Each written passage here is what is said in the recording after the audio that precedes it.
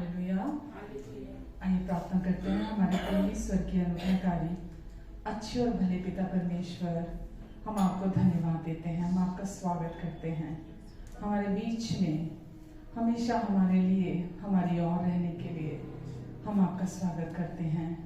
हम आपको धन्यवाद देते हैं पिता, आपके प्यार के लिए परमेश्वर, आपके जीवन के लिए। आपने अपने करुणा, अपना जीवन हमें दिया है ताकि हम हर दिन आपकी करुणा में, आपके जीवन में चलें। हम आपको धन्यवाद देते हैं अच्छे पिता, आप ही की ओर देखते हैं हमेशा, क्योंकि हमारा बल, हमारी ताकत है आप। ना तो बल से, ना शक्ति से। आप कहते हैं हर एक पहाड़ टल जाएगा, लेकिन वो आपकी आत्मा के द्वारा। हम आपको धन्यवाद देते हैं परमेश्वर, जो भी पहाड़ आज किसी के जीवन में है, जिस भी परेशानी, समस्या, चुनौती का पहाड़ है, कोई भी बीमारी का पहाड़ है, आप कहते हैं हर एक पहाड़ टल जाएगा। ना तो हमारे बल से, ना शक्ति से, लेकिन पवित्र आत्मा के द्वारा हर पहाड़ परमेश्वर की उपस्थिति में पिघल जाता है। हम आपको धन्यवाद देते हैं पिता। जितने लोग भी ऑनलाइन हैं, यहाँ मौजूद हैं, हम सबको ब्लेस करते हैं यीशु मसीह के नाम से। और परमेश्वर, आज आप अपनी करुणा के द्वारा, अपनी कृपा के द्वारा इनके जीवन से हर एक पहाड़ को आज आप खत्म करने जा रहे हैं परमेश्वर। आपकी उपस्थिति यहाँ है और आपकी उपस्थिति दुष्ट के हर एक जुए को तोड़ देती है। हम आपको धन्यवाद देते हैं परमेश्वर।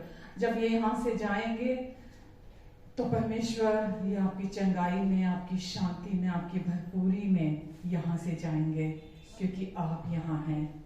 जितने लोग यहाँ हैं परमेश्वर, ये आपकी प्रिय संतानें हैं। जो लोग ऑनलाइन हैं, आपकी प्रिय संतानें हैं। आपको इनकी फिक्र है, आपको इनकी चिंता है। इसीलिए आप कहते तो किसी भी बात की चिंता ना कर, क्योंकि मुझे तेरा ध्यान है। आपको हम में से हर एक का ध्यान है। इसीलिए हम आप में रेस्ट करना चुनते हैं, आप में विश्राम करना चुनते हैं। और हम परेशान नहीं होते, क्योंकि आप ही कहते हैं कि तू परेशान ना हो, तू मत डर, तेरा मन परेशान ना हो, व्याकुल ना हो। मैं तुझे शांति देता हूँ, मेरी शांति तुझे देता हूँ। वो शांति जो ये संसार नहीं देता, मेरी शांति तू ले ले। यीशु की शांति को अपने मन में रिसीव कीजिए, अपने दिल में रिसीव कीजिए, अपने विचारों में रिसीव कीजिए। धन्यवाद यीशु, धन्यवाद प्रभु, धन्यवाद। आमीन। मेरे मन में तू ही तू, मेरी नजर में तू ही तू, मेरे होठों पे तू ही तू, मेरे दिल में तू ही तू, मेरे मन में तू ही तू, मेरी नजर में तू ही तू, मेरे होठों पे तू ही तू, मेरे दिल में तू ही तू।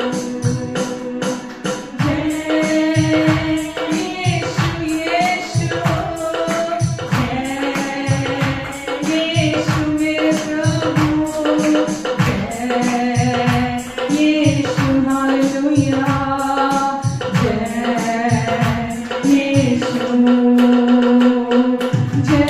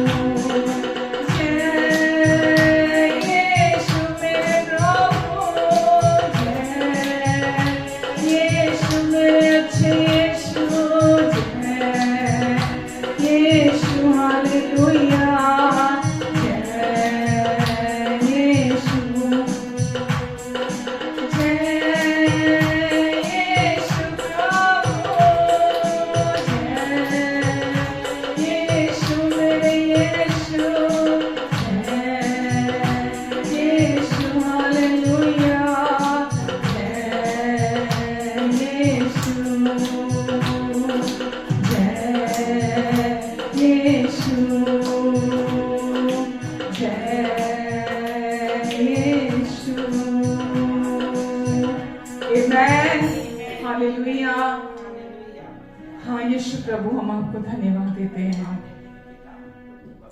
हमारे मन में, हमारी सोचों में, हमारे ख्वाबों में, हमारे दिल में, हमारे हर एक विचार में ये संसार नहीं, इस संसार की बातें नहीं, इस संसार की चिंता नहीं, लोगों की चिंता नहीं, हमारे जीवन में सिर्फ आप हैं यीशु। हमारी प्रार्थना में, हमारी स्तुति में, हमारे गीतों में यीशु आप हैं, क्योंकि आपने क्रूस पर अपना लहू बहाकर हमें वो जीवन दे दिया जो कोई मनुष्य अपनी कोशिशों से प्राप्त नहीं कर सकता। हमारा उद्धार कराया हमारे संपूर्ण पापों से, अपने प्रेम में हमें निर्दोष, निष्पाप, निष्कलंक ठहरा दिया। हम आपको धन्यवाद देते हैं यीशु। हमसे कभी कुछ नहीं चाहा, हमसे कुछ नहीं मांगा, अपने आप को एक पवित्र बलिदान बनाकर आपने हमारे लिए उड़ेल दिया। धन्यवाद देते हैं यीशु, धन्यवाद देते हैं प्रभु। हालेलुया। तेरा लहू बड़ा कीमती है यीशु, तेरा लहू बड़ा कीमती है, तेरा लहू बड़ा कीमती है यीशु, तेरा लहू बड़ा कीमती है, क्योंकि उस लहू में जो ताकत है उससे हम पाते हैं छुटकारा, क्योंकि उस लहू में जो ताकत है उससे हम पाते हैं छुटकारा। तेरा लहू बड़ा कीमती है यीशु, तेरा लहू बड़ा कीमती है, तेरा लहू बड़ा कीमती है यीशु, तेरा लहू बड़ा कीमती है। तूने जो लहू बहाया है, सारी दुनिया को बचाया है। तूने जो लहू बहाया है, सारी दुनिया को बचाया है। कभी तूने किसी से न कुछ मांगा, कभी तूने किसी से न कुछ चाहा, कभी तूने किसी से न कुछ मांगा, कभी तूने किसी से न कुछ चाहा। तेरा लहू बड़ा कीमती है यीशु, तेरा लहू बड़ा, तेरा प्यार, तेरा प्यार बड़ा कीमती है यीशु, तेरा प्यार बड़ा कीमती है। तेरे प्यार में वो जो ताकत है, जिससे हमें पाते हैं छुटकारा। तेरे प्यार में वो जो ताकत है, जिससे हम पाते हैं छुटकारा। तेरा प्यार बड़ा कीमती है यीशु, तेरा प्यार बड़ा कीमती है। तेरा प्यार बड़ा कीमती है यीशु, तेरा प्यार बड़ा कीमती है। तेरा प्यार बड़ा कीमती है यीशु, तेरा प्यार बड़ा कीमती है। तेरा प्यार बड़ा कीमती है यीशु, तेरा प्यार बड़ा कीमती है। आमेन। यीशु आपका प्यार हमारे लिए बहुमूल्य है, क्योंकि आपके प्यार में वो ताकत है जिससे दुष्ट का हर एक काम टूट जाता है।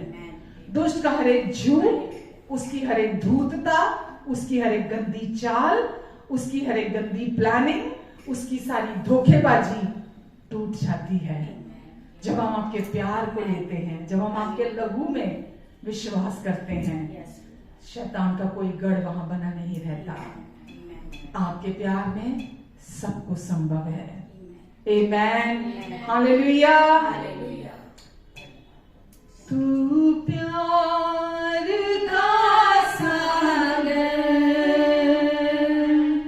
सागर दया का तू है।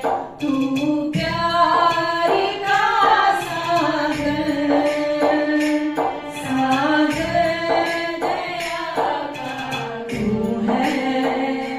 तेरे प्यार के सागर में हम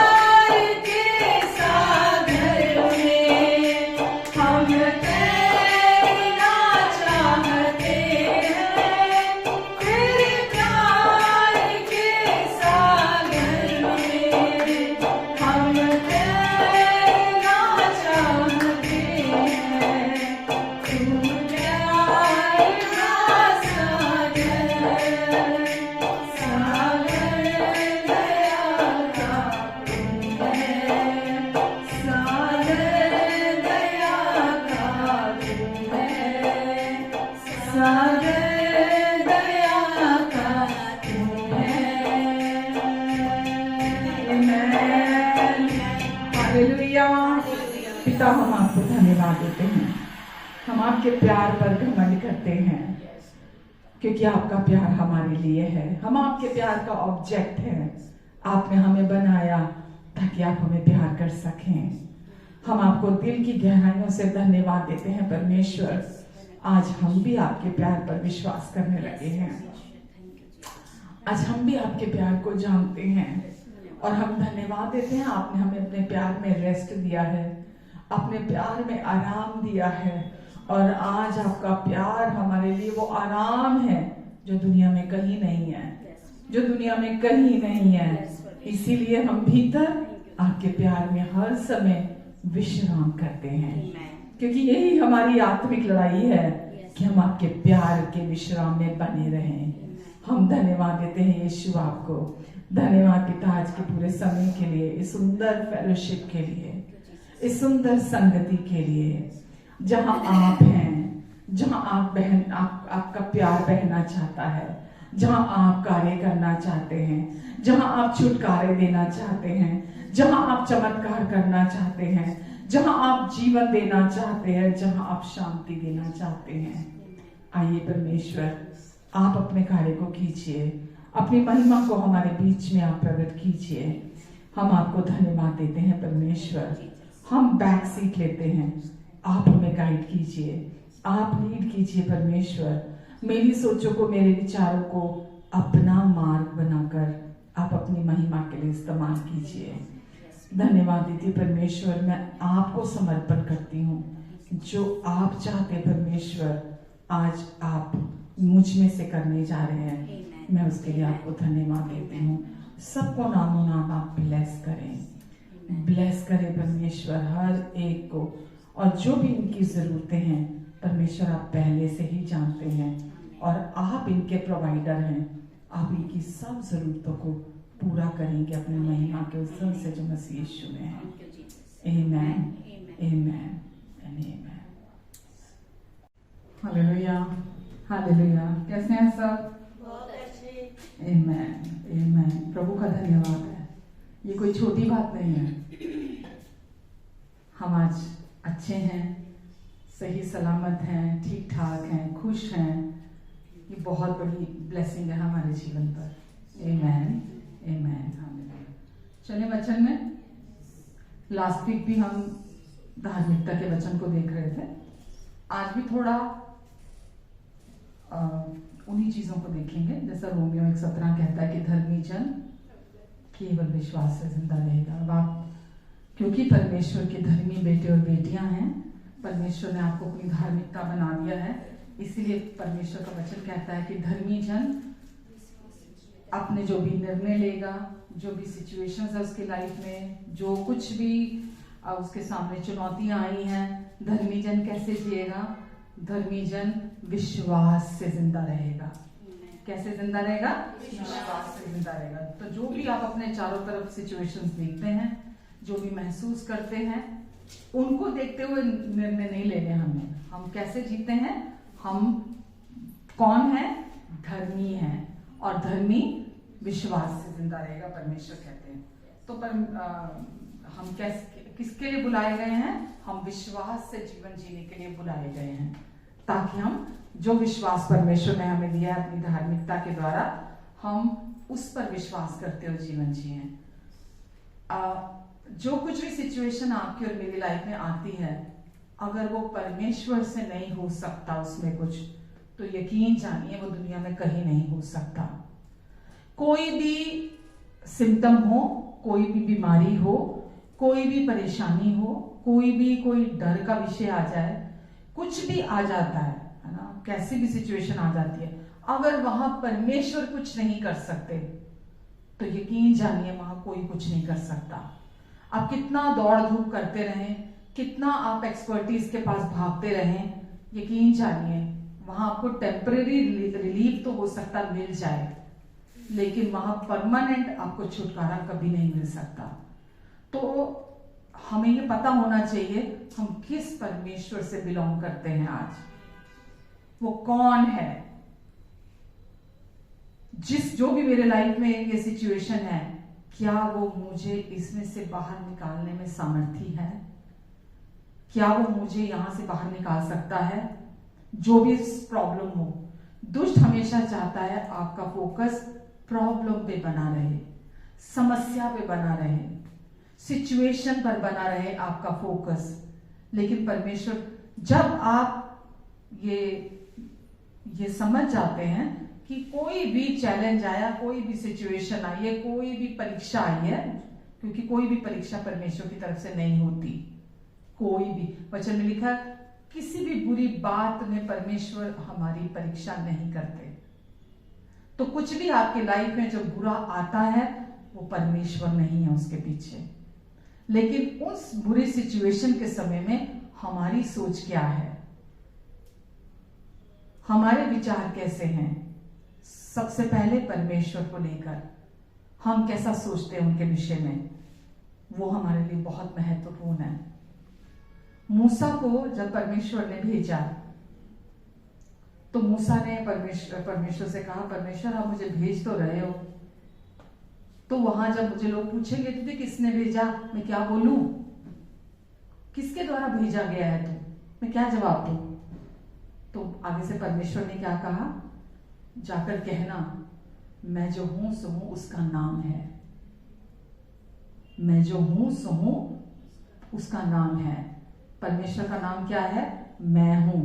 परमेश्वर का नाम मैं था नहीं, मैं होऊंगा नहीं, मैं हूं परमेश्वर का नाम है। आपकी हर सिचुएशन के लिए, कुछ भी आपकी लाइफ में आता है, आप समझते हैं परमेश्वर उससे अनजान है?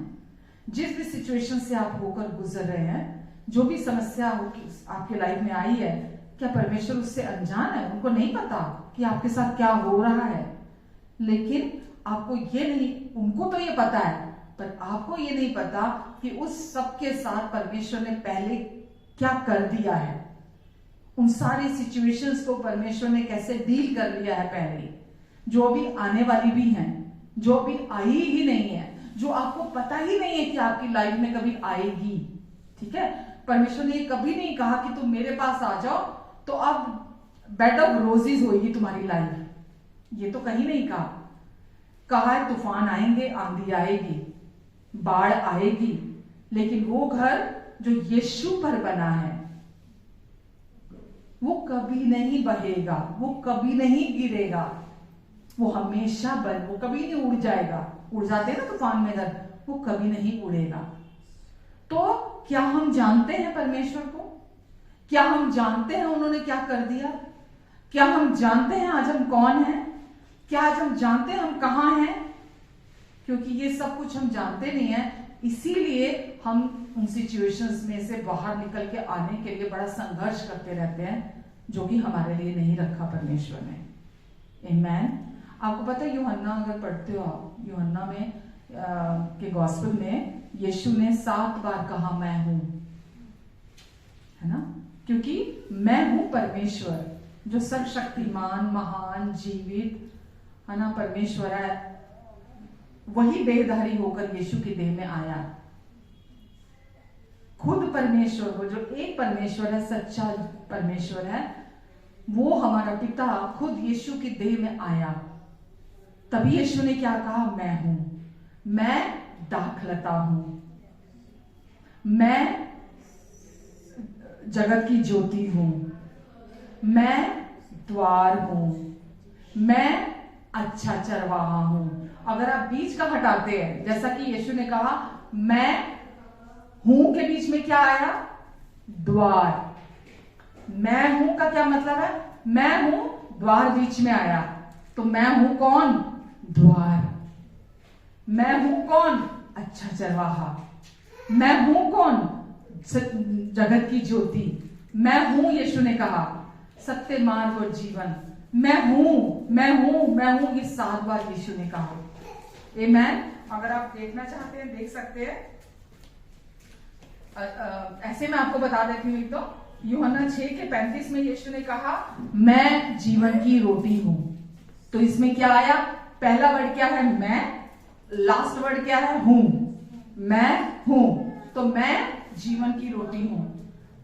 15:1 में लिखा है यूहन्ना में, मैं सच्ची दाखलता हूं, ट्रू वाइन, जो सच्चा फल उत्पन्न करती है। मैं सच्ची दाखलता हूं। 10:7 में लिखा है यूहन्ना में, मैं द्वार हूं, मैं द्वार हूं। ठीक है, आई एम द डोर, मैं दरवाजा हूं। तो आप ये सोचे मेरे लिए तो कोई दरवाजा नहीं है, मेरे लिए तो कोई नहीं है। यीशु ने क्या कहा? मैं दरवाजा हूं, मैं वो डोर हूं, मैं हूं। ठीक है, था नहीं, होऊंगा नहीं, मैं हूं, प्रेजेंट में अभी हूं। यीशु ने कहा मैं जगत की ज्योति हूं 8:12 में।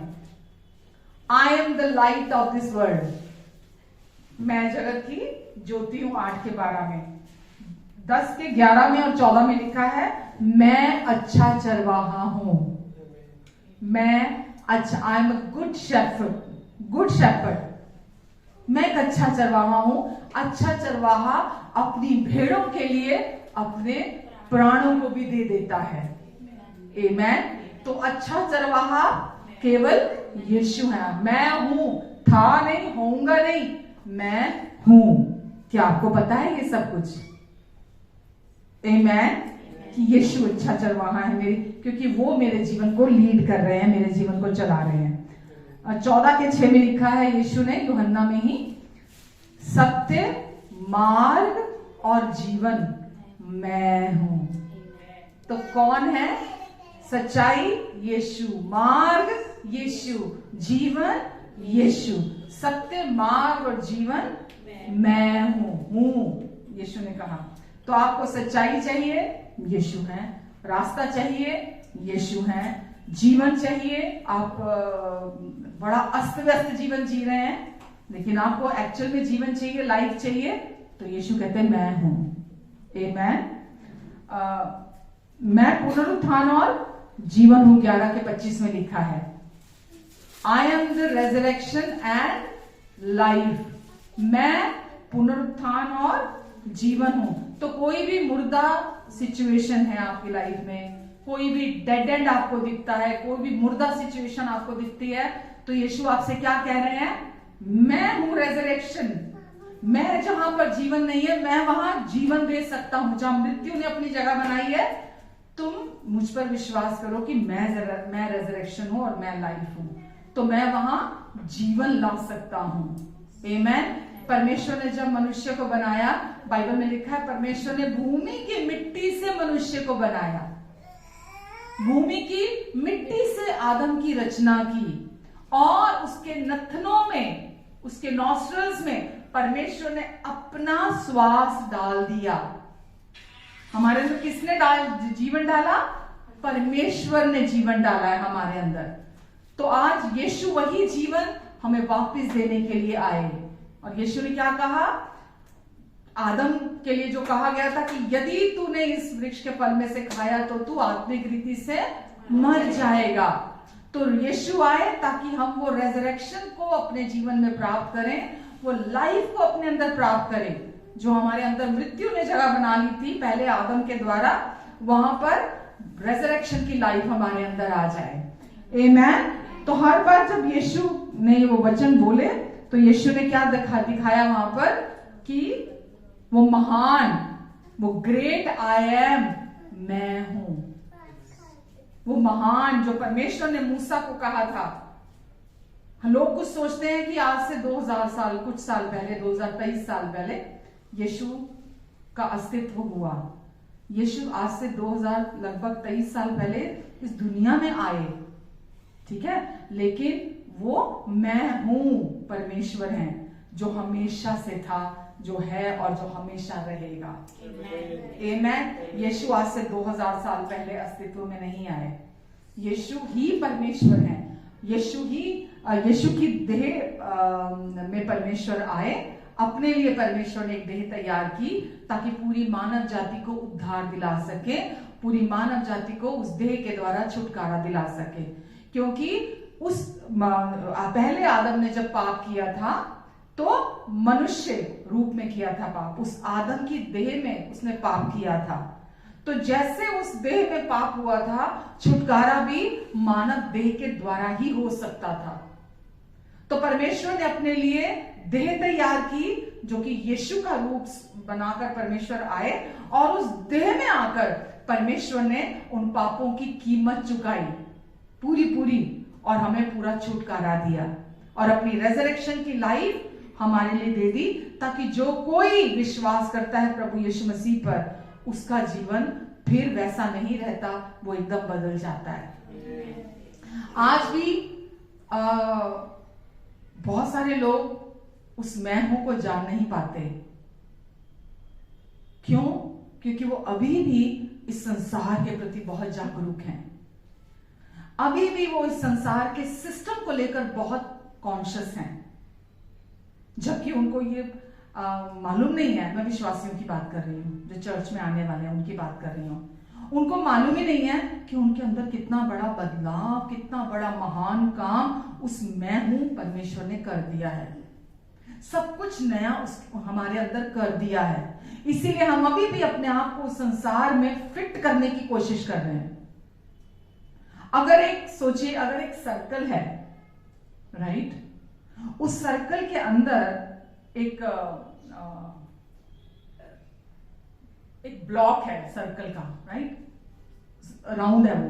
अगर उसके अंदर आप एक स्क्वायर चीज को फिटिंग करने की कोशिश करोगे, वो फिटिंग होगा उसके अंदर? दोनों का साइज है ना सेम है, सर्कल का भी और स्क्वायर का भी सेम है। तो अगर आप उस सर्कल के अंदर उसको घुसाकर उसको फिटिंग करने की कोशिश करोगे, वो कभी होगा उसके अंदर? कभी नहीं होगा। हमारे साथ भी यही है। अब हम इस संसार में फिट नहीं हो सकते, नहीं हो सकते फिट, क्योंकि अब हम पूरी तरह से ऑल टुगेदर अंदर से बदल दिए गए हैं, नए बना दिए गए हैं। हमें परमेश्वर ने अपने स्वरूप और समानता में बना दिया है, हमें अंदर से एकदम नया बना दिया है। अब हम इस संसार के अनुसार, अगर उसके स्टैंडर्ड हैं संसार के, अगर हम उन स्टैंडर्ड के साथ अपने आप को मैच करने की कोशिश करते रहेंगे और हम अपने प्रोवाइडर खुद बने रहेंगे, तो कभी भी हम वो प्राप्त नहीं कर सकते जो परमेश्वर हमारे लिए सोचते हैं, या उन्होंने जो हमारे लिए पहले से ही तैयार करके रखी हैं चीजें, हम उसको कभी प्राप्त नहीं कर सकते। आपको और मुझे हमें ये समझने की जरूरत है कि अब हम इस वर्ल्ड से बिलोंग नहीं करते, अब हम उस परमेश्वर से बिलोंग करते हैं। इसीलिए मुझे अपनी पहचान इस दुनिया के हिसाब से नहीं बनानी, मुझे मेरी आइडेंटिटी इस दुनिया के मुताबिक नहीं बनानी, मुझे अपने आप को फिट इन नहीं करना इस संसार के सिस्टम में, इस संसार के स्टैंडर्ड के अंदर मुझे अपने आप को फिट नहीं करना। आप समझ रहे हैं? ये इतना प्रेशर क्रिएट करता है हमारी लाइफ में कि लोग हमें हमारे बारे में क्या सोचते हैं, लोग हमें कैसा देखते हैं, लोग हमारे बारे में क्या बोलते हैं, लोगों की हमारे बारे में क्या राय है। ये बहुत फ्रस्ट्रेटेड है, और इसमें से तो आप कभी भी बाहर नहीं निकल सकते। तो आपको, जब आप यीशु में आए हैं, यीशु में आने का आपका फैसला है, यीशु में आने का आपका चुनाव है, आपका निर्णय है। किसी ने आपसे जबरदस्ती की? किसी ने आपको जबरदस्ती बोला कि आप यीशु के पास आ जाओ? नहीं, क्योंकि आप अपने उस संसार के जो वैल्यूज थे, जो संसार का जो स्टैंडर्ड था, standard is the right word, है ना, और जो वहां का जो प्रेशर था, ये करना ये नहीं करना, जो रिलीजियस जो भी चीजें थी, आप उनसे पक गए थे। आपको वहां सोल्यूशन नहीं मिल रहा था, आपको समझ में आ रहा था कि नहीं, मुझे इससे कुछ बेहतर चाहिए, मुझे इससे कुछ बेहतर चाहिए। तो आपने फिर यीशु का नाम सुना, आपने यीशु का सुसमाचार सुना, आपने यीशु के बारे में सुना, है ना। फिर धीरे धीरे धीरे धीरे आपको विश्वास होने लगा, आपने यीशु को अपने जीवन में काम करते सुना, देखा, है ना, उस प्यार को अपने जीवन में आपने अनुभव किया। लेकिन फिर धीरे धीरे धीरे धीरे धीरे आपने अपने मतलब उस जीवन के प्रति आप अज्ञानता में चले गए जो परमेश्वर ने आपको दिया था, और धीरे धीरे वापस क्या हुआ, आप फिर से उसी सड़क पर चले गए, उसी मार्ग पर चले जाते हैं। तो आपको अपने लाइफ में प्रेशर को हैंडल करना, अगर आप दुनिया के हिसाब से रखेंगे, आप उस प्रेशर को हैंडल करने के लिए बनाए ही नहीं गए हैं। अगर आप सोचें कि मैं अपनी आइडेंटिटी दुनिया में बना लूं, दुनिया के मुताबिक अपनी पहचान बना लूं, ताकि लोगों में मुझे कुछ एक्सेप्टेंस मिले, है ना, लोग मुझे स्वीकार करें, लोग मुझे प्यार करें, लोग मेरे लिए एक अच्छी राय रखें, तो आप गलत रोड पे जा रहे हैं। अगर आप ये सोचते हैं कि मुझे अपनी लाइफ में कुछ बनना है, मुझे करना है, मुझे अपने सेल्फ एफर्ट्स के द्वारा, या जो नॉलेज, जो ज्ञान मैंने दुनिया में प्राप्त किया है, मुझे उसके द्वारा अपने जीवन को अच्छे से बनाना है, अपने जीवन को अपने आप को इस लायक बनाना है कि मैं अपने आप को संभाल सकूं या मैं अपना प्रोवाइडर बन सकूं, तो आप गलत रोड पे हैं। दुनिया के हिसाब से आप सब कुछ देखकर चक्कर आए हैं। वो ऐसी सोच लीजिए एक चक्की है ना, जिसमें कोई जिसको कोई रोक नहीं सकता। अभी परसों मेरी बात हो रही थी, परसों नहीं कल किसी से बात हो रही थी, कनाडा से फोन आया था, तो उन्होंने मुझे बोला कि कनाडा में आप विश्वास नहीं करेंगे, उन्होंने मुझे ऐसा कहा कि ऑलमोस्ट 80% लोग डिप्रेशन में हैं। क्यों? क्योंकि वहां का स्टैंडर्ड मेंटेन रखने के लिए वहां जब रहते हैं लोग, प्रेशर उनके ऊपर है। पूरी फैमिली सुबह जाती है, रात तक काम करती है, पूरी फैमिली, है ना, पैसा कमाने के लिए करती है। साल में उनको एक हॉलीडे चाहिए ही चाहिए होता है, एक हॉलीडे उनको चाहिए ही चाहिए साल में, कहीं जाने के लिए, रिलैक्स करने के लिए। क्या हो सकता है कोई साल में हफ्ता हॉलीडे पे चला जाए, रिलैक्स हो सकता है क्या? नहीं हो सकता। वहां पैसे की कमी है, ऐशो आराम की कमी है क्या? लोगों के पास किसी चीज की, वहां आप नाम लीजिए, किस चीज की, सुख सुविधा की, या जो लोग आज कहते हैं ब्रांड्स की, ब्रांडेड कपड़े, ब्रांडेड जूते, ब्रांडेड हैंडबैग, ब्रांडेड सब कुछ, ब्रांडेड घर की चीजें ब्रांडेड, किसी चीज की वहां कमी है? नहीं। हम ऐसा सोचते हैं, मैं बेचारा, मेरे पास ये नहीं, मेरे पास वो नहीं है, शायद होता तो मैं खुश होता, मेरे पास ये होता तो मैं खुश होता, मेरे पास ये होता तो मैं शायद खुश होता, ये होता तो मैं खुश होता, ये मिल जाता तो मैं खुश होता, शायद मेरा पार्टनर अच्छा होता तो मैं खुश हो जाता, शायद मेरे बच्चे ओबीडिएंट होते तो मैं खुश हो जाता, शायद मेरे पास अच्छी जॉब होती तो मैं खुश हो जाता, शायद मैं बहुत अच्छे नंबर्स में कमाता होता, 6 फिगर्स में, तो मैं बहुत खुश होता, शायद मेरे पास ये होता, शायद मेरे पास वो होता तो मैं खुश होता। तो ये क्या है? दुनियावी चीजों के हिसाब से वो स्टैंडर्ड को मीट करना चाहते हैं आप, और आप सोचते हैं आपकी खुशी का वो स्टैंडर्ड है, वो आपको मिल जाएगा तो आप खुश रहेंगे, वो आपको प्राप्त हो जाएगा तो आप खुश रहेंगे, आपकी सारी फैमिली आपको अंडरस्टैंड करने लग जाएगी तो आप खुश रहेंगे, सब आपको आपकी कमियों के साथ एक्सेप्ट करने लग जाएंगे तो आप खुश होंगे, कोई आप में कोई कमी नहीं ढूंढेगा, कमी किसी को नहीं दिखेगी तो आप खुश होंगे, आप एकदम परफेक्ट एक फिगर होंगे तो आप खुश होंगे। जब सारी दुनिया कहेगी तुझमें तो कोई कमी नहीं है, तुझमें तो कोई दोष नहीं है, तू तो परफेक्ट बंदा है, हाँ यस, अब तो मैं खुश रहूंगा, अब मुझे इसको मेंटेन रखना है। क्या क्या ये लाइफ परमेश्वर ने हमें दी है? तो हमको, जब हम इस दुनिया में हैं अभी, और हमने इस दुनिया को देखा है, हमने इस दुनिया को जान लिया है कि यहाँ का सिस्टम कैसे काम करता है, यहाँ कैसे लोग जिसके पास जो नहीं है उसके पीछे भाग रहा है, और वो सोच रहा है मेरी खुशी उसमें है, मेरी शांति उसमें है, मेरा जीवन उसमें है।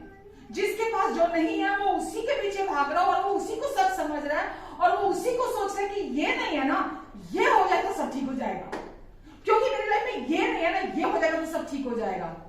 बट मैं आपको बताना चाहती हूं, ये दुष्ट का झूठ है, ये शैतान का झूठ है। वो आपको गलत भगाना चाहता है, गलत रास्ते पर, गलत रोड पर आपको भगाना चाहता है।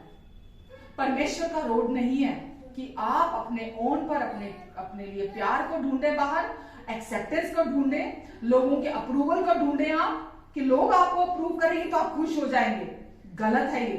अपने आप को फर्स्ट ऑफ ऑल मसीह यीशु में जो आपको आइडेंटिटी मिली है, जो पहचान मिली है, पहले अपने आप को उस आइडेंटिटी में एक्सेप्ट करना शुरू करो, उसमें पहले देखना शुरू करो, उसको पहले जानो आप कि वो क्या कर दिया यीशु ने आपके लिए।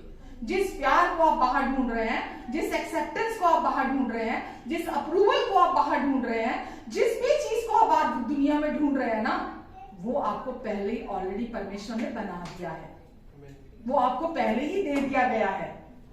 लेकिन अभी भी हम अपने आप को वहां क्योंकि देख नहीं रहे हैं, इसीलिए हम अभी भी उन चूहा बिल्ली की दौड़ की तरह हम उसके पीछे भाग रहे हैं। परमेश्वर आपसे क्या चाहते हैं? सब कुछ आपको दे दिया, वो चाहते हैं आप उस सच्चाई को जाने अपने लिए। वचन कहता है सच्चाई ना जानने की वजह से मेरे लोग नाश हो रहे हैं। कितनी दुख की बात है। सच ना जानने की वजह से, मेरा ज्ञान ना होने की वजह से परमेश्वर कहते हैं मेरे लोग नाश हो रहे हैं। लोग मेरे बारे में जानते नहीं है कि मैं हूं तुम्हारी हर सिचुएशन में मैं हूं। मेरी तरफ अपनी आंखें लगाओ, मेरी तरफ अपना ध्यान लगाओ, मेरा ओपिनियन तुम्हारे लिए मैटर करना चाहिए। मैं तुम्हारे बारे में क्या सोचता हूं, मैं तुमको कैसे देखता हूं, मेरी दृष्टि में तुम कौन हो, मेरी दृष्टि में तुम क्या हो, वो तुम्हारे लिए मैटर करना चाहिए। तुम्हारे लिए मैटर नहीं करना चाहिए कि लोग तुम्हें कैसा देखते हैं। वो सबसे लीस्ट बॉदर होना चाहिए तुम्हारे लिए। कोई चीज जो तुम्हें सबसे कम परेशान करे वो ये है कि लोग तुम्हारे बारे में क्या सोचते हैं। आप जब तक अपनी आइडेंटिटी, आज मैं सच बोल रही हूं, मुझे नहीं मालूम, पर पवित्र आत्मा आपको सच में जगाना चाहते हैं। पवित्र आत्मा आपको झंझोड़ना चाहते हैं ताकि आपको समझ में आए कि आप किस सड़क पे, किस रोड पे जा रहे हैं। आपको क्या समझने की जरूरत है। उड़ाऊ पुत्र क्या नहीं था उसके पास? किस चीज की कमी थी? पिता से पूरा अपना पोर्शन लेके चला गया था, वो गया था ना, कमी तो नहीं थी उसके पास। एक उसका बाप एक राजा के समान था, हमको पता, हमने बाइबल में देखा है। इतना धनी था उसका बाप, और अपने बाप से वो पोर्शन लेके चला गया था अपना, गुस्सा करके, झगड़ा करके कि मुझे मेरा पोर्शन दे दे, बस मैं दूर देश जाना चाहता हूं, मैं अपने मुताबिक जिंदगी जीना चाहता हूं, मैं दूर देश जाना चाहता हूं, मैं अपने मुताबिक जिंदगी जीना चाहता हूं, बस मुझे नहीं जीना तुम्हारे मुताबिक, मुझे नहीं रहना इस घर के अंदर। जबकि उस घर में हर सुख सुविधा, सब कुछ उस घर के अंदर था। वहीं से तो वो पोर्शन लेके गया था ना अपना। और जब वो वहां से पोर्शन लेके चला जाता है, बाइबल कहती है एक समय ऐसा आता है, पहले तो उसके यार दोस्त उसके साथ होंगे क्योंकि उसके पास बहुत धन था, बहुत पैसा था उसके पास किसी चीज की कमी नहीं थी, ऐशो आराम की। हर गलत काम किया होगा अपने आप को संतुष्ट करने के लिए अंदर से। लोग क्यों गलत काम करते हैं? शारीरिक चीजों में क्यों ज्यादा लोग जाते हैं? गंदी तस्वीरें देखने, पोर्नोग्राफी देखनी, गलत लोगों के साथ गलत शारीरिक रिश्ते बनाने, है ना, बहुत पैसा कमाना, लोभ लालच क्यों करते हैं? सुख प्राप्त करने के लिए, कि उनको अच्छा लगता है। वो उनको गंदी तस्वीरें देखनी, उनको पोर्नोग्राफी देखनी, फील गुड जो होता है ना अंदर से अच्छा महसूस होना, वो उनको अच्छा लगता है। खूब सारा पैसा कमाना ताकि वो जो चाहे वो कर सके, उनको वो अच्छा लगता है। इस पर क्या हुआ? धीरे धीरे धीरे धीरे धीरे धीरे वो चीजें उसके जीवन से जाती रही, खत्म होती चली गई। और जो जिसके द्वारा वो अपनी पहचान बनाना चाहता था, जिन चीजों के थ्रू, वो सब चली गई। अब क्या हुआ? वो जीरो बनकर वहां था। और बाइबल कहती है कि सारे दोस्त उसके, जैसा उसका पैसा खत्म होता चला गया, चीजें उसकी खत्म होती चली गई, सुख सुविधाएं उसकी जाती रही, एक एक करके उसके सारे दोस्त, यार दोस्त, जिन्होंने पहले हो सकता उसको उकसाया हो, है ना, गलत करने के लिए, सारे एक एक करके उसको छोड़कर चले गए। और फिर वो जीरो पे आ गया। और जीरो पे आ गया ऐसा कि उसके पास ना तो खाने को था कुछ, ना कपड़े थे उसके पास, ना रहने के लिए मकान था, उसके पास कुछ नहीं था। और वचन हमें बताता है वो सूअरों के जहां रहते हैं सूअर, उस जगह पर जाकर रहने लगा कि एटलीस्ट वहां पर उसने मिन्नतें करके वो नौकरी ली कि मुझे उस वहां के मालिक से कि मुझे यहाँ दे दे, नौकरी दे दे, ताकि मैं तेरे सूअरों के साथ रह लूं और मैं तेरे सूअरों के साथ खाना खा लूं। मैं एटलीस्ट मुझे कुछ तो खाने को मिलेगा। कौन व्यक्ति सूअर का खाना खाना चाहता है? कितना स्वाद होता है सूअर का खाना। जिसके पास कुछ नहीं है वो उसको खाकर पेट भरना चाहता है।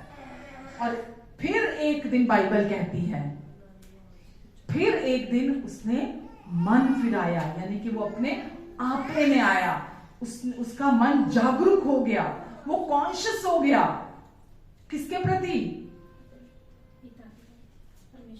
पिता के प्रति। क्या कि किस, आपको पता है ये गलतफहमी होगी, बाइबल में ये कहीं नहीं लिखा कि पिता के प्यार के प्रति कॉन्शियस हो गया। ठीक है, वहां लिखा है उसको याद आया मेरे पिता के घर में बहुत खाना है, मेरे पिता के घर में बहुत खाना है। उसका तो एक एक दास भी भर पेट खाता है, सब कुछ सारे भोज खाता है। उसकी तो एक जो गुलाम है ना वो भी भर पेट खाना खाता है, उसके नौकर भी। तो क्यों ना मैं अपने पिता के घर जाऊं, ताकि मैं वहां जाकर भर पेट खाना तो खा पाऊंगा जो मुझे यहां नहीं मिल रहा। और वो अपने आपे में आया, सेल्फिश होकर गया था वो।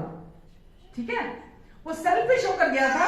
उसको पता था कि मैं वहां जाऊंगा तो एटलीस्ट ये स्ट्रगल तो मेरी लाइफ में नहीं आएगा। लेकिन जब वो वहां जाता है उसको क्या सिर्फ खाना मिलता है?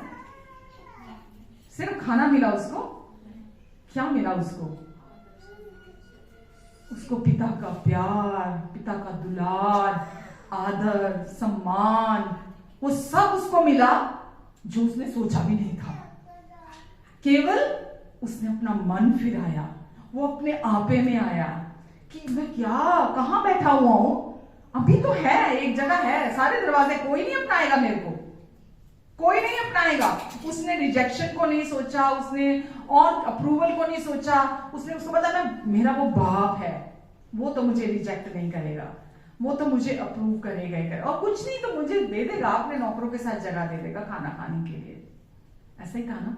और वाकई में ऐसा हुआ कि जब वो वापस जाता है, और जब जाता है वचन में लिखा पिता ऊपर ऊंचे ओसारे में अपनी बैल्कनी में टहल रहा होता है, क्योंकि वो जिस दिन से बेटा गया था वो उस दिन से उसकी राह जोत रहा था। और जैसे ही बेटा अभी बहुत दूर था, आपको पता है ना राजा का कैसे होता है, महल कहाँ होता है, फिर बीच में बहुत बड़ा पैसेज होता है, और फिर बाहर जाके मेन द्वार होता है।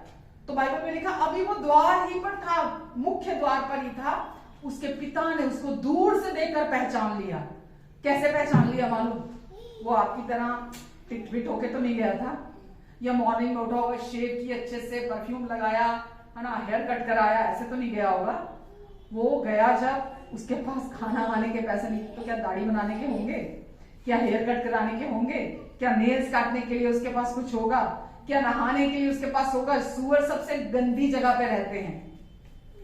एक सूअर ऐसा है कि उसको आप कीचड़ में से कितना भी निकाल के ले आओ, वो आप नहला लो, धुला लो, पाउडर तेल लगा दो, परफ्यूम लगा दो, वापिस उसी में चला जाता है। तो वो वहां गंदी बदबूदार जगह में जाके रहकर आया था। लेकिन बाइबल कहती है पिता ने जब उसको दूर से आते हुए देखा तो वो उसकी ओर लपका। इंतजार नहीं की कि वो आएगा, वो आके माफी मांगेगा, वो आके ये करेगा वो करेगा, कि पिता अब मैंने बहुत कुछ गलत कर दिया, अब मुझे माफ कर दे। पर उस पिता ने इंतजार नहीं की, लिखा वो लपका, उसको चूमता चला गया, चूमता चला गया उसको। क्या बहुत अच्छा काम करके आया था वो? बहुत अच्छा काम करके आया था क्या वो? बहुत दूर देश गया था, जैसे आज लोग जाते हैं बाहर, बहुत पैसा कमा के लाते हैं। वो तो उजाड़ कर आया था, कोई बहुत शान का काम नहीं करके आया था। लेकिन उसके पिता ने उसको एज इट इज एक्सेप्ट किया। आमेन। और वचन में लिखा है कि पिता ने उसको अपना आदर सम्मान दिया, अपनी रिंग दी, अपने जूते दिए पहनाने के लिए, अपना रोब दिया राइचियसनेस का जो सिंबॉलिक है, वो उसको पहनने के लिए दिया, और कहा आज जश्न मनाओ, आज पार्टी करो, क्योंकि मेरा बेटा घर लौट आया है। आमेन। परमेश्वर आपके और मेरे लाइफ से भी क्या चाहते हैं? जब भी कोई एक व्यक्ति मन फिराता है, मन फिरा केवल वो नहीं जब आप यीशु पर विश्वास करते हैं, संसार से आप यीशु के पास आते हैं, केवल वो मन फिराव नहीं है। मन फिराव हमारा हर दिन होता है। आप और मैं हर दिन रिपेंट करते हैं। रिपेंट करने का मतलब ये नहीं कन्फेशंस करते हैं, परमेश्वर मैं बहुत बुरा हूँ, प्लीज मुझे माफ कर दो, मैंने ये गलती कर दी, मैं अब नहीं करूंगा, प्लीज ये बुरा मत होने देना, ये बुरा मत होने देना, परमेश्वर मैंने ये गलत। इसको रिपेंटेंस नहीं कहते। मैं इस रिपेंटेंस की बात नहीं कर रही हूँ।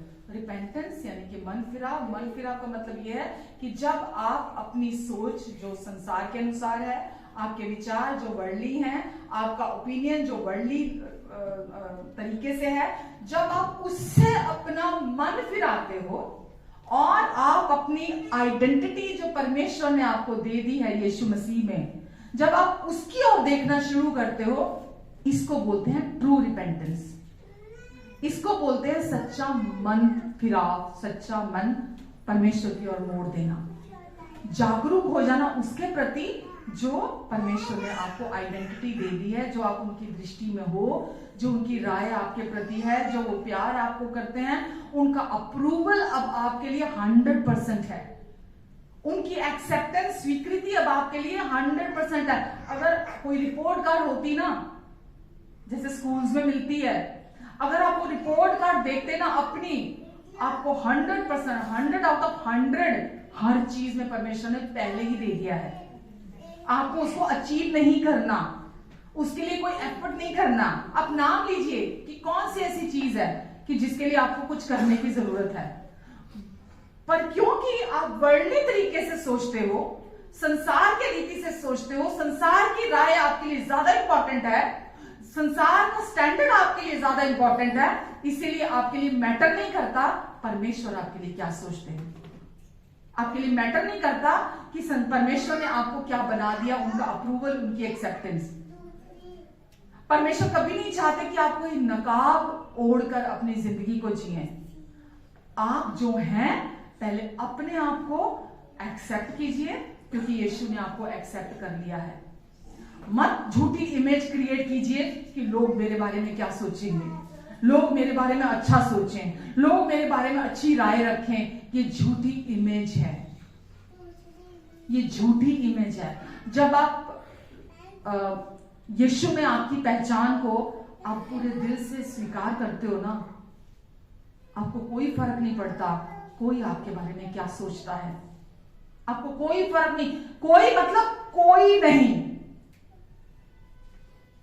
कोई नहीं कह रही मैं, कोई मतलब कोई भी आपके बारे में क्या ओपिनियन रखता है, क्या सोच रखता है, आपको कोई फर्क नहीं पड़ता। क्योंकि आपको फर्क पड़ता है परमेश्वर आपके बारे में क्या सोचते हैं, वो आपको कैसा देखते हैं, उनकी राय, उनका ओपिनियन आपको लेकर क्या है। आप उसमें एस्टैब्लिश हो जाते हैं। जब आप उसमें एस्टैब्लिश हो जाते हैं, बाहरी चीजें आपके लिए मैटर नहीं करती हैं। आमेन। अपने आप को आप शरीर में होकर देखना बंद कर देते हैं। जो आप बाहरी तौर पर है, आप अपने आप को वैसा देखने लगते हैं जैसा परमेश्वर आपको देखते हैं। रोमन्स 5:1 में लिखा है, अतः जब हम विश्वास से धर्मी ठहरे,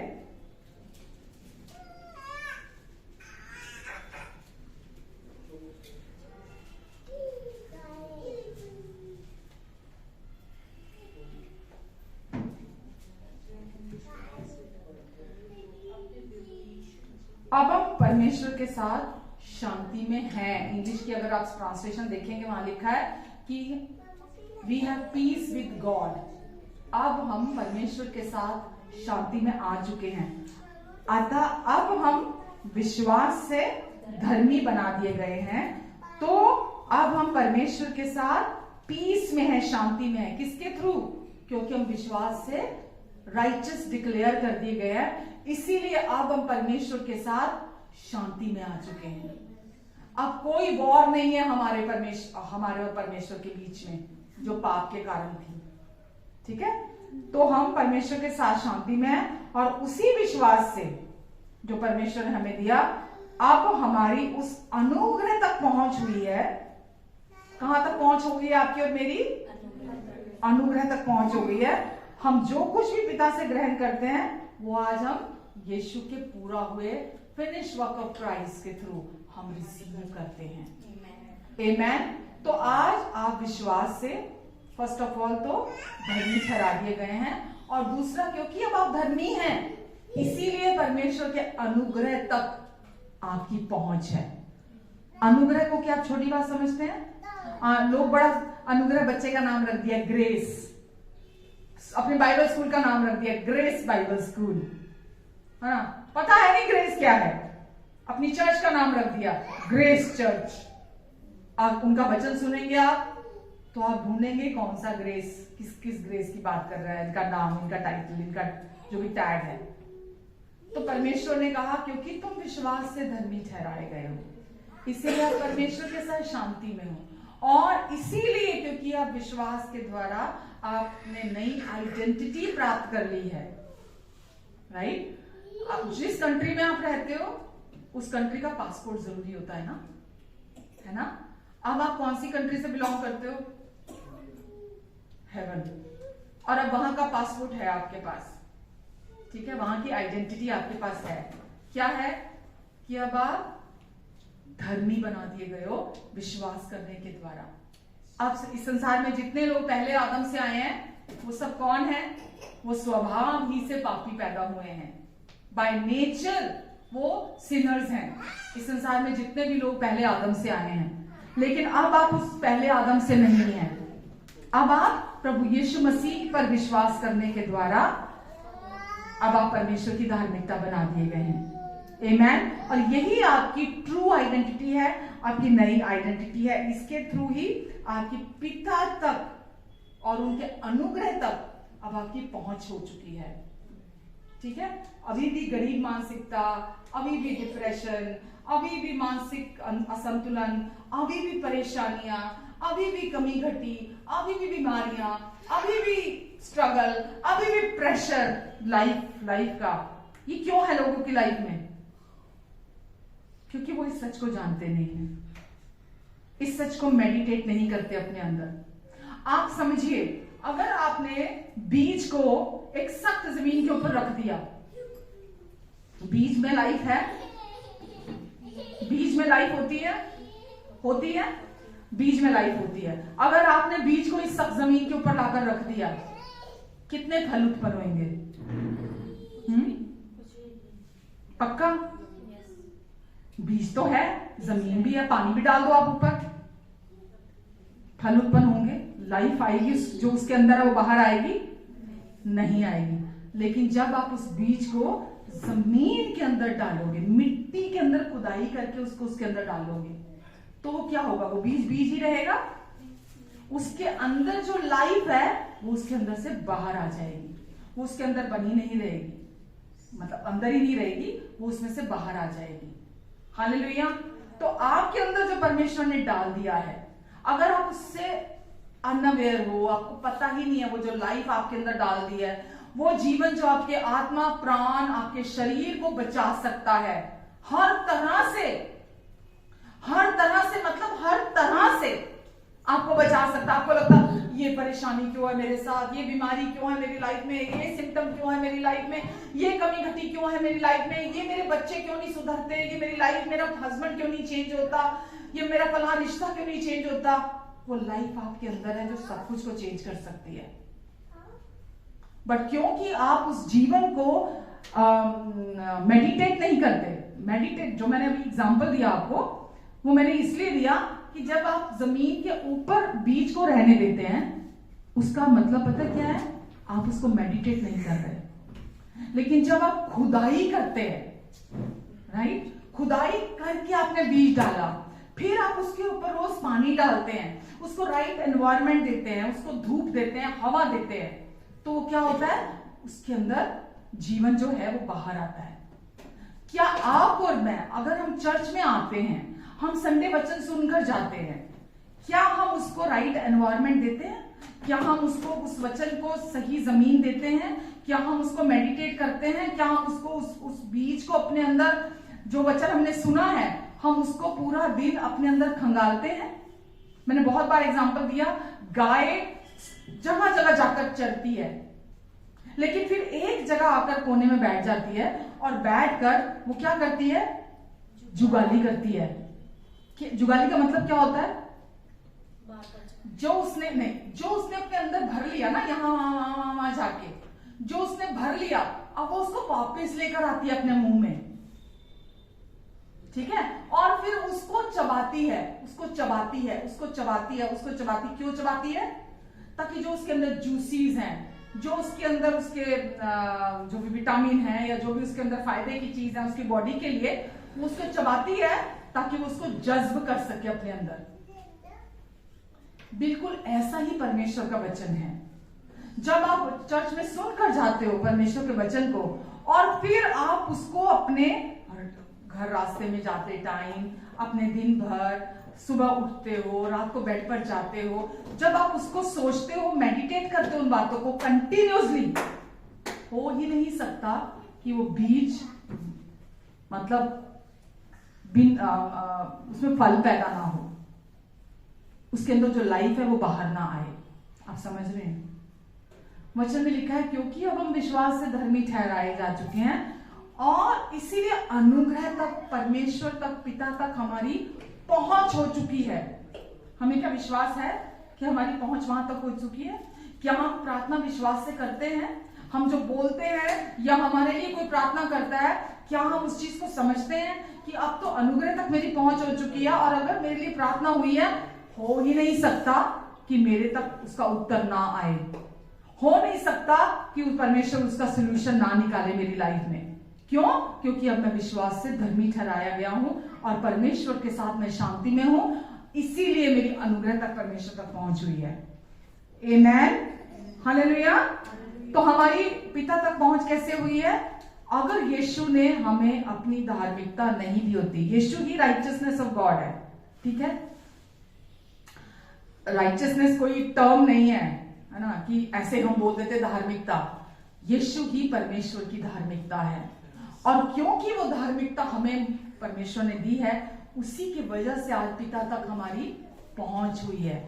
आज हम पिता के पास जा सकते हैं, any time, any hour of the day हम प्रार्थना कर सकते हैं, और हम जानते हैं कि हमारी हर प्रार्थना परमेश्वर सुनते हैं। आमेन। तो आज हम में से कोई भी किसी से ज्यादा धर्मी नहीं है। यहां जितने भी लोग बैठे हैं, कोई किसी से, इंक्लूडिंग मी, ठीक है, मुझे भी मिलाकर कोई किसी से ज्यादा धर्मी नहीं है कि मैं ये कहूं कि एक व्यक्ति हर संडे चर्च आ रहा है, ये ज्यादा धर्मी है, या कोई बहुत ज्यादा प्रार्थना कर रहा है, वो ज्यादा धर्मी है, या कोई बहुत ज्यादा वचन पढ़ता है, वो ज्यादा धर्मी है। हम यीशु की वजह से हम सब परमेश्वर की धार्मिकता ठहरा दिए गए हैं, ठीक है? हम अपने कामों के कारण अपने पड़ोसी से ज्यादा धर्मी दिख सकते हैं अपने कामों की वजह से, लेकिन हम में से कोई भी किसी से ज्यादा धर्मी नहीं है। आमेन। हम सब एक समान हैं। आमेन। तो कोई भी अपनी कोशिशों से परमेश्वर की राइचियसनेस के स्टैंडर्ड तक पहुंच नहीं सकता। इसीलिए परमेश्वर ने हमें अपनी धार्मिकता मुफ्त में दी है। आमेन। क्योंकि कोई भी उसे प्राप्त नहीं कर सकता। मुफ्त का मतलब ये नहीं कि वो चीप है, मुफ्त का मतलब यह है कि कोई भी अपने मेरिट पे उसको कमा नहीं सकता, प्राप्त नहीं कर सकता। इसीलिए वो बहुमूल्य, वो जो परमेश्वर का स्टैंडर्ड है राइचियसनेस, परमेश्वर ने हम सबको उसको मुफ्त में दे दिया है। आमेन, आमेन। तो हम जो कुछ भी करते हैं उसके थ्रू हम परमेश्वर के साथ कभी भी ठीक नहीं हो सकते, बल्कि परमेश्वर की कृपा से, परमेश्वर के अनुग्रह से हम परमेश्वर के साथ सही ठहरा दिए गए हैं। और उस धार्मिकता के कारण जो गिफ्ट में हमें मिली है, आज परमेश्वर के साथ हमारा रिलेशनशिप है। अगर आप उस सुंदर गिफ्ट पर विश्वास नहीं करते, आप उस रिलेशनशिप को कभी भी इंजॉय नहीं कर पाएंगे अपनी लाइफ में। आमेन। तो आज कोई भी व्यक्ति, अगर आप दुनिया में देखते हैं, जिसको अभी धार्मिकता की समझ नहीं है, जिसको जो विश्वास नहीं करता, जो अभी भी सिन कॉन्शियस है, जो अभी भी विश्वासी, जो कि एक क्रिश्चियन है ना, अपने आप को कहता है, तो वो ये सोचे कि अगर वो अभी भी सिन कॉन्शियस है, और वो ये सोचे कि उसका परमेश्वर के साथ रिश्ता है, दोनों चीजें एक साथ नहीं हो सकती। अगर कोई सिन कॉन्शियस है और वो ये सोचे उसका परमेश्वर के साथ रिश्ता है, तो नहीं हो सकता। परमेश्वर के साथ रिश्ता राइचियसनेस के थ्रू, धार्मिकता के थ्रू बनता है। और आज हमारा परमेश्वर के साथ उनकी कृपा से धार्मिकता का रिलेशनशिप है और इसका क्रेडिट हम नहीं ले सकते।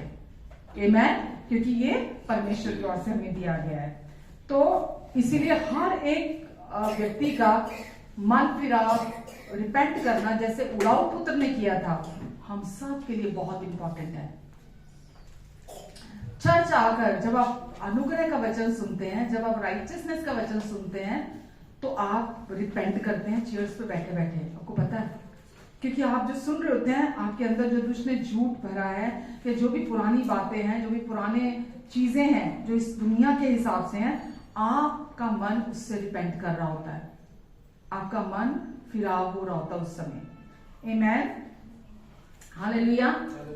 एक जगह लिखा है याकूब में कि जैसा कोई दर्पण में जाकर अपना चेहरा देखता है और वापस आकर भूल जाता है, ठीक है, जो लोग अभी भी राइचियसनेस का रेवलेशन कह लो, परमेश्वर के प्यार का रेवलेशन कह लो, जिन्होंने रिसीव नहीं किया, बाइबल कहती है वो ऐसे ही हैं।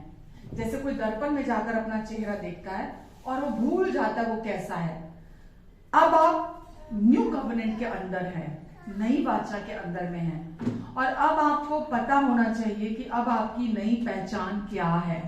जितना आप सुनेंगे कि अब आप अपने कामों के बिना परमेश्वर के आपकी किसी कोशिश के बिना परमेश्वर ने आपको प्यार किया है, आपको स्वीकार कर लिया है, इस चीज को दिमाग में घुसाने की जरूरत है, मेडिटेट करने की जरूरत है कि स्वीकारे जाने का मतलब क्या है।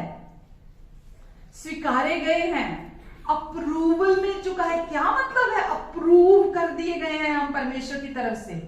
तो क्यों भूखे हो हम दुनिया के अप्रूवल के लिए? क्यों भूखे हो हम दुनिया के एक्सेप्टेंस के लिए? क्यों भूखे होते हैं आज भी दुनिया के प्यार के लिए? क्यों भूखे होते हैं हम परमेश्वर का फेवर कमाने की कोशिशें करने के लिए?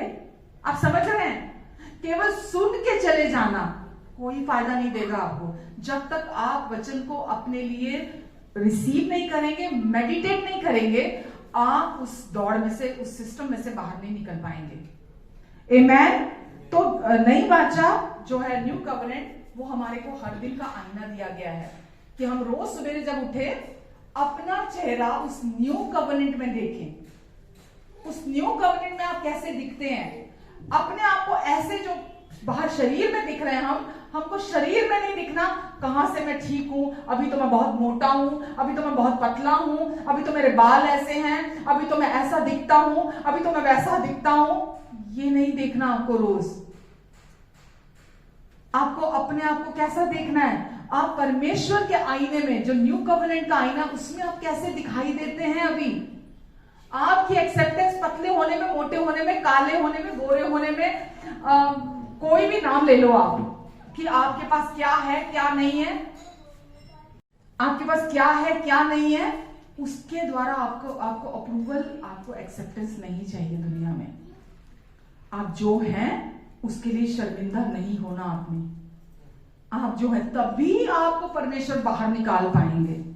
अगर जहां आप हैं, अगर आप उसको लेके शर्मिंदा हैं, आप बुरा महसूस कर रहे हैं, परमेश्वर चाहते हुए आपकी कोई मदद नहीं कर पाएंगे। बोल्ड होकर खड़े हो जाइए, बोल्ड होकर। दुनिया को दिखावा नहीं दिखाना। हाँ, यहां से उधार पकड़ रहे हैं, यहां से कर्जा पकड़ रहे हैं, हम यहां से लोगों को दिखा रहे हैं कि मेरी लाइफ देखो, कि नहीं मैं तो बहुत अच्छा हूं, मैं तो बहुत अच्छे से रह रहा हूं, मेरे पास किसी चीज की कमी नहीं है। या गलत स्टैंडर्ड जो दुनिया का है, अपने एफर्ट से बनाने की कोशिशें करना, ये करना बंद कर देना। आप समझ रहे हैं? अगर आप जीरो पे नहीं आते ना, आप पिता के उस प्यार तक नहीं जा सकते। उस एक्सेप्टेंस को, उस अप्रूवल को आप कभी एक्सपीरियंस नहीं कर पाएंगे। जैसे उस उड़ाऊ पुत्र ने, जब वो जीरो पे आया, अपने स्वयं के अंत पर आया, जब वो कुछ करने के लायक नहीं था, जब वो कुछ साबित करने के योग्य नहीं था, तब उसने पिता के प्यार को, एक्सेप्टेंस को, अप्रूवल को, सेलिब्रेशन को, जो केवल अनुग्रह देता है, उसने उसको एक्सपीरियंस किया। जीरो होने से मत डरिए, अपने आप को जीरो करने से मत डरिए कि नहीं लोग क्या कहेंगे मेरे बारे में, लोग क्या सोचेंगे मेरे बारे में, लोग तो मेरे बारे में मेरी पीठ के पीछे बातें करेंगे। मत डरिए, मत डरिए लोगों से, अपने आप को जीरो होने से मत घबराइए। जो है आ जाइए सामने। और मैंने अभी बोला धर्मी जन कुछ और लिखा है वहां, किसी और तरीके से जिएगा धर्मी जन, धनी होने से धनी होने तक लिखा है क्या वहां, या अपने किसी कोशिशों से कोशिशों तक। कैसे? धर्मी जन विश्वास से विश्वास के लिए, विश्वास के द्वारा जिंदा रहेगा। आप और मैं केवल विश्वास कि कुछ भी दुनिया सोचे, कुछ भी लोग बोले, लोग कुछ भी मेरे लिए राय कायम करें, मुझे उसकी परवाह नहीं है।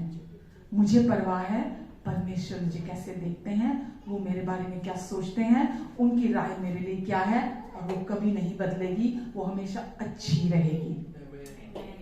उनके भलाई के विचार मुझे लेकर कभी चेंज नहीं होंगे, कभी चेंज। मुझे उनकी एक्सेप्टेंस को प्राप्त करने के लिए कभी कुछ नहीं करना, उनका अप्रूवल प्राप्त करने के लिए मुझे कभी कोई कोशिश करने की जरूरत नहीं है। मुझे कोई लंबी लंबी प्रार्थनाओं के द्वारा उनका फेवर कमाने की जरूरत नहीं है। पहले जब मैं यीशु में आई थी, मैंने आपको पहले भी बताया, मैं एक अलग ही रास्ते पे जा रही थी, क्योंकि मैंने वही सुना था। मुझे लगता था कि दूर स्वर्ग में एक परमेश्वर है जो इंतजार में है कि मैं कुछ करूंगी तो वो कुछ करेंगे। ठीक है, मतलब कि मैं प्रार्थना करूंगी तो वो मेरे को प्रार्थना करूंगी तो वो मेरे लिए कुछ करेंगे। मैं वचन बहुत सारा पढ़ूंगी तो वो मेरे लिए कुछ करेंगे। मैं कुछ करूंगी तो वो अपने आप को मुझ पर, मेरे जीवन में दिखाएंगे, मुझे ब्लेस करेंगे। ये पुराना मार्ग था, ये ओल्ड वे था, ओल्ड कवनेंट का। अभी आप न्यू कवनेंट में आ गए हो, नई वाचा में आ गए हो, और इसमें सब कुछ आपके विषय में नहीं है, यीशु के विषय में है। यीशु ने कोई काम बाकी नहीं छोड़ा है। ठीक है, तो आज आपको परमेश्वर का प्यार पाने के लिए कुछ नहीं करना। लोग सोचते हैं अरे मैं विश्वास कर रहा हूं ना, मैं विश्वास कर रहा हूं, मैं विश्वास में खड़ा हो रहा हूं, मैं विश्वास कर रहा हूं। मुझे समझ में नहीं आता विश्वास करना, विश्वास करना। मेरे को तो आज तक नहीं समझ में आया कि विश्वास करना कैसे। मैं कर रहा हूं, मैं कर रहा हूं विश्वास। आपको बताने की जरूरत नहीं है विश्वास कर रहे हैं। जो बंदा विश्वास कर रहा होता है ना, सबसे बड़ा साइन क्या होता है उसका मालूम है? वो रेस्ट में होता है, वो अंदर रेस्ट में होता है, क्योंकि वो जानता है मैं हूं, परमेश्वर मेरे साथ है। वो जानता है जिसने कहा मैं द्वार हूं, जिसने कहा मैं सच्ची दाखलता हूं, जिसने कहा अच्छा चरवाहा मैं हूं, जिसने कहा जगत की ज्योति मैं हूं, जिसने कहा पुनरुत्थान और जीवन मैं हूं, जिसने कहा सत्य मार्ग और जीवन मैं हूं, वो मेरे साथ खड़ा है, वो मेरे लिए है, वो मुझ में रहता है। इसीलिए मैं क्यों सोचूं, मैं क्यों डरूं, वो रेस्ट में रहता है। विश्वास करना मतलब अंदर रेस्ट में रहना। रेस्ट में रहने का क्या मतलब है? जब बाहर से डर नॉक नॉक नॉक करे, जब चिंता नॉक नॉक नॉक करे, कोई भी नेगेटिव चीजें नॉक करे, जवाब अंदर से क्या आएगा? मैं नहीं डरूंगा, मैं नहीं डरूंगा, मैं नहीं सोचूंगा। क्यों? क्योंकि वो जो कहता है मैं जो हूं सो हूं, मेरा नाम है, वो मेरे साथ है, वो मुझ में है, वो मेरे लिए है, वो मुझे प्यार करता है, उसने मुझे स्वीकार कर लिया है, उसका अप्रूवल मेरे साथ है, वो मुझे कभी नहीं छोड़ेगा, वो कभी नहीं त्यागेगा, वो मेरी गलतियों को मेरे खिलाफ नहीं गिर रहा, वो मेरे पाप का लेखा। बाइबल में लिखा है प्रेम अपराधों का लेखा, पापों का लेखा नहीं रखता, लिखा है ना। और हम बोलते हैं परमेश्वर पापों का, जिसने वचन लिखा हम उसको बोलते हैं ये वो पापों का लेखा रखता है, हमारी गलतियों का लेखा रखता है। जबकि बाइबल में लिखा प्रेम पापों का लेखा नहीं रखता, वो सब बातें सह लेता है। तो यीशु ने आपके लिए सब कुछ को अपने देह पर पहले ही चुका दिया, पहले ही पूरा कर दिया, ताकि आप किसी भी संघर्ष में से होकर ना जाएं, चीजें आएंगी आपको उकसाने के लिए, चीजें आएंगी आपको डिस्टर्ब करने के लिए, बट आपको जवाब कैसे देना अंदर से? हाँ, ऐसे नहीं, ऐसा हो गया तो मुझे कुछ करना पड़ेगा, मेरे को फलां के पास जाना पड़ेगा, मुझे उस एक्सपर्ट के पास जाना पड़ेगा, मुझे उसको जाके कांटेक्ट करना पड़ेगा, मुझे उसको मिलना पड़ेगा। जब भी कुछ होता है क्या करना है? बैठ जाइए। फोन फला, किसको फोन करूं, कौन मेरी मदद करेगा, फट, किससे पैसे मिल सकते हैं, कौन मुझे इस समय संभालेगा, कौन मुझे बचाएगा इस समय, कौन। बैठ जाइए चुप करके, पहले अपने अंदर बैठ जाइए, अपने अंदर रेस्ट में आ जाइए। अपने अंदर फर्स्ट ऑफ ऑल जो चीज करने की जरूरत है आपको, अपने अंदर रेस्ट में आ जाइए, क्योंकि रेस्ट में ही आना स्पिरिचुअल वॉर को जीतना है। कोई अपने एफर्ट करके स्पिरिचुअल वॉर नहीं जीत सकता। जो भी चीजें आपके अगेंस्ट आई हैं वो स्पिरिचुअल वॉर है, वो आत्मिक युद्ध है। और आत्मिक युद्ध को कोई व्यक्ति अपने एफर्ट्स के थ्रू नहीं जीत सकता, अपने कार्यों के थ्रू नहीं जीत सकता। कोई व्यक्ति नहीं, कोई भी व्यक्ति स्पिरिचुअल वॉर को कैसे जीत सकता? आत्मिक युद्ध को अपने मन में विश्राम करने के द्वारा, क्योंकि वो व्यक्ति जानता है वो कौन है, वो व्यक्ति जानता है कि कौन उसके साथ है, वो जानता है वो कौन बना दिया गया है, वो जानता है कि परमेश्वर उसके लिए क्या कर सकते हैं, क्योंकि उन्होंने पहले ही कर दिया है। वो अपनी आइडेंटिटी को जानता है। आमेन। वही व्यक्ति स्पिरिचुअल वॉर को जीत सकता है। तो क्या जब आप बोलेंगे ना मैं तो विश्वास कर रहा हूं, मैं विश्वास कर रहा हूं, तो मैं क्या बोलूंगी? क्या बोलूंगी मैं?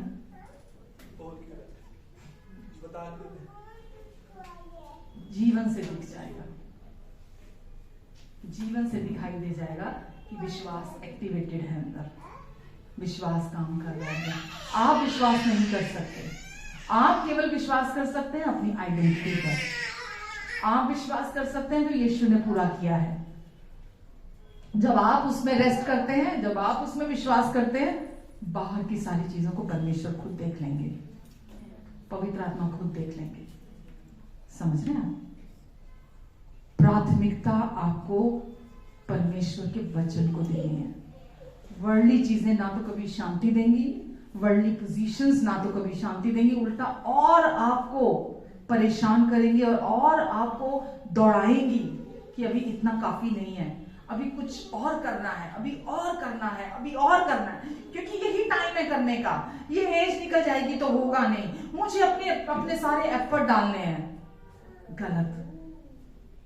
जब आप खुद को जीरो करेंगे ना अंदर से, मैं बाहर से इनएक्टिव होने की बात नहीं कर रही हूं, अंदर से जब जीरो करेंगे ना कि सच्ची दाखलता सिर्फ यीशु है। यीशु ने कहा बिना मेरे तुम कुछ नहीं कर सकते। दिख सकता है कि तुम कर रहे हो, भाग रहे हो, दौड़ रहे हो, अपनी कोशिशें कर रहे हो, दिख सकता है कि तुम कर रहे हो, लेकिन मेरे बिना तुम फल उत्पन्न नहीं कर सकते, क्योंकि सच्ची दाखलता मैं हूं। जो डाली मुझ में बनी रहेगी बहुत फल फलेगी। डाली रेस्ट में रहती है, डाली कोई एफर्ट नहीं करती। ब्रांचेस को देखा कभी आपने कोई एफर्ट करते हुए फल उत्पन्न करने के लिए? कभी देखा आपने? बिल्कुल भी नहीं। केवल जड़ से जुड़ी रहती हैं, रेस्ट में रहती हैं, और कब उसमें फल आ जाता है किसी को पता भी नहीं चलता। आमेन। सच्ची दाखलता यीशु है। आपको सिर्फ ये पता होना चाहिए कि आप यीशु से कनेक्टेड हैं, जोड़ दिए गए हैं यीशु के साथ। हो ही नहीं सकता फ्रूट ना आए, हो ही नहीं सकता हीलिंग फ्लो ना करे, हो ही नहीं सकता सक्सेस फ्लो ना करे। सब कुछ यीशु में है, जीवन यीशु में है, शांति यीशु में है, आनंद यीशु में है, क्योंकि यीशु में आपको न्यू आइडेंटिटी मिली है, राइचस आइडेंटिटी मिली है, जिसको कोई छीन नहीं सकता आपसे, जो आपके जीवन से कभी अलग नहीं की जा सकती, जो यीशु खुद है आपके लिए। आमेन। तो इसीलिए दुनिया की आइडेंटिटी उसके पीछे नहीं भागना, उस सिस्टम से बाहर आ जाओ। जितना जल्दी उस सिस्टम से बाहर आ जाओगे, अपने आप को उस सिस्टम से बाहर आने का क्या मतलब है मालूम? खुद को जीरो करना। जैसे उड़ाऊ कबूतर आया, जीरो हुआ दुनिया के सिस्टम में। उसके बाद वो लौट कर पिता के पास आया। उसको किसी चीज के लिए एफर्ट करना पड़ा किसी चीज के लिए, रोटी के लिए, रहन सहन के लिए, घर के लिए, कपड़ों के लिए, पोजीशन के लिए, अप्रूवल के लिए, एक्सेप्टेंस के लिए, प्यार के लिए उसको कोई एफर्ट करना पड़ा। पर पहले वो जीरो हुआ। मत डरिए जीरो होने से, मत डरिए कि लोग छोड़ के चले जाएंगे। छटाई होनी बहुत जरूरी है। जितने लोग आपके साथ आपके फायदे के लिए जुड़े हुए हैं ना, उनकी छटाई होनी बहुत जरूरी है। जब आप लोगों को की परवाह नहीं करेंगे, परवाह से मतलब कि उनका स्टैंडर्ड जो उनके वजह से जो आप अपना स्टैंडर्ड मेंटेन रखना चाहते हैं, जब आप उसको छोड़ देंगे ना, बहुत सारे लोग आपको छोड़ के चले जाएंगे।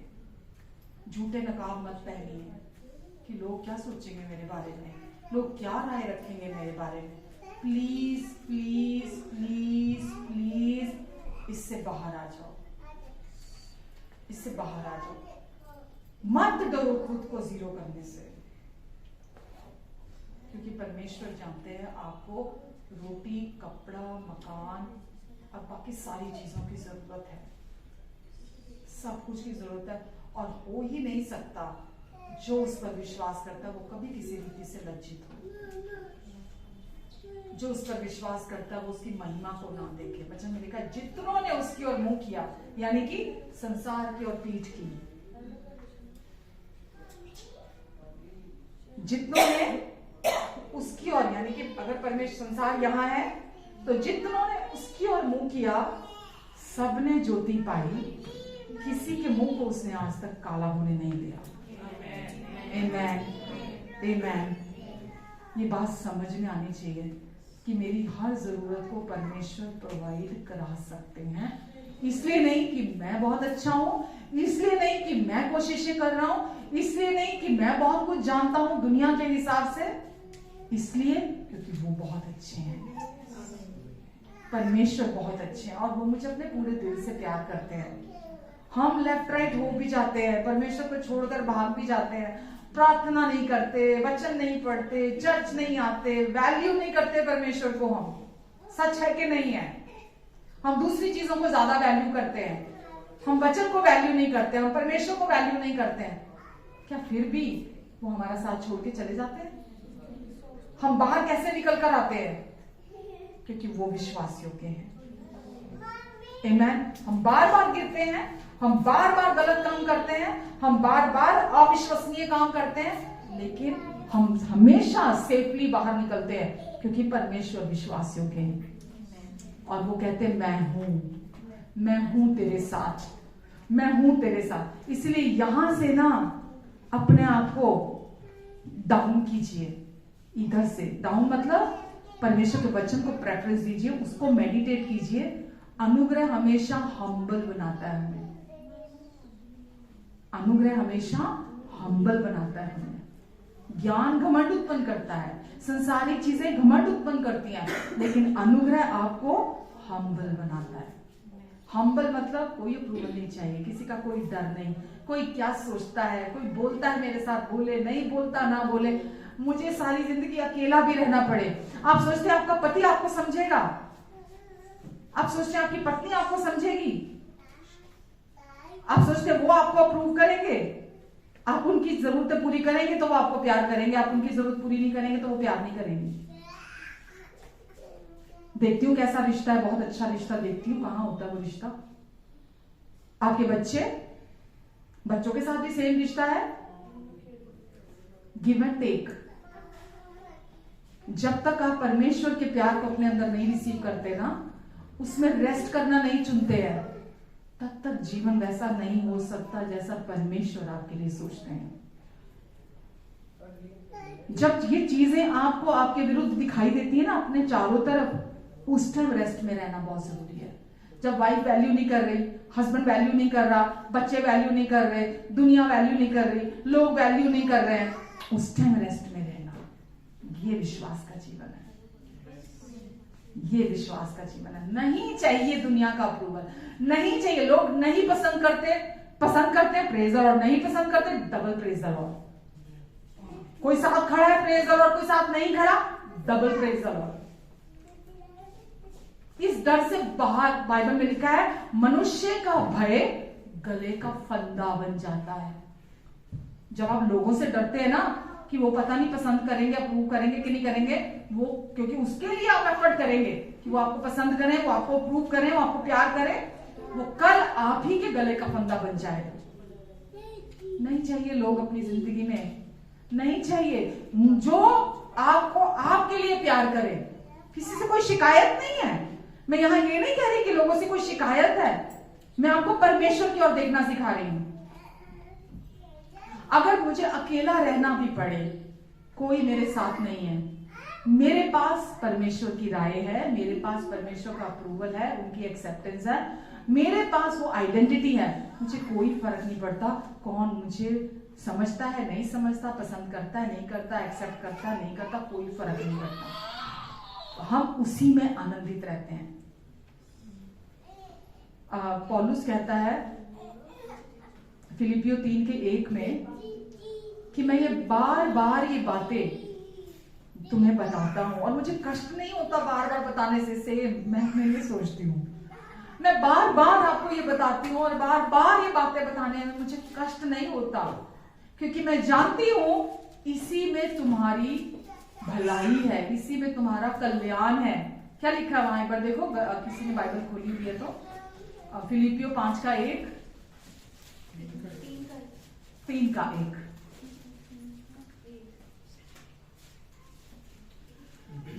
निदान हे मेरे भाइयों प्रभु में आनंदित रहो। प्रभु में आनंदित कोई पसंद करता नहीं करता, कोई प्यार करता नहीं करता, हाँ मैं प्रभु में आनंदित हूँ, मुझे कोई मतलब नहीं है किसी से, मुझे कोई स्टैंडर्ड अपना अलग से नहीं बनाना, परमेश्वर से अलग। हे भाइयों निदान ये है, क्या निदान है? प्रभु में आनंदित रहो।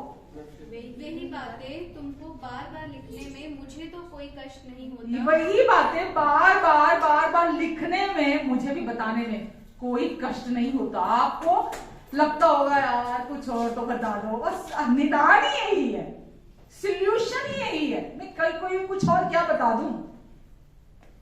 निदान ही यही है, सॉल्यूशन ही यही है, मैं और क्या बता दूं?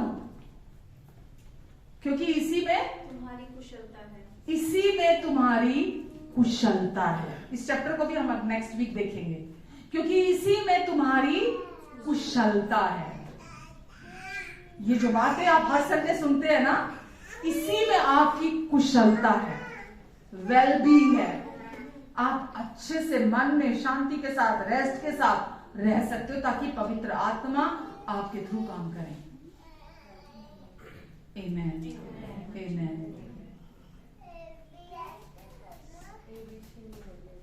कुछ सीखा, कुछ समझ में आया, मुझे नहीं पता, लेकिन सच में ये होली स्पिरिट की तरफ से पूरा वचन था, पूरा वचन होली स्पिरिट की तरफ से था कि दुनिया के उसको छोड़ दो, क्योंकि आप दुनिया से बिलोंग नहीं करते।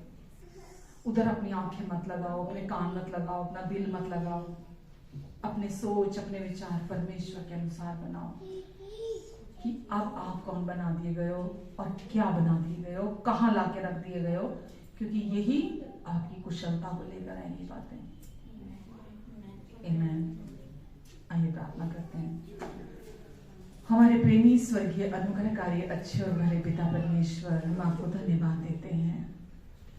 आपका प्यार, आपकी एक्सेप्टेंस, आपका अप्रूवल, आपका ओपिनियन हमारे लिए काफी है। कुछ फर्क नहीं पड़ता कि लोग हमें कैसे देखते हैं, सोचते हैं, बोलते हैं, राय रखते हैं। आप हमारे लिए जो सोचते हैं वो सबसे महत्वपूर्ण है, और क्योंकि यही मन फिर आपको लेकर आता है, रिपेंटेंस को लेकर आता है। धन्यवाद परमेश्वर।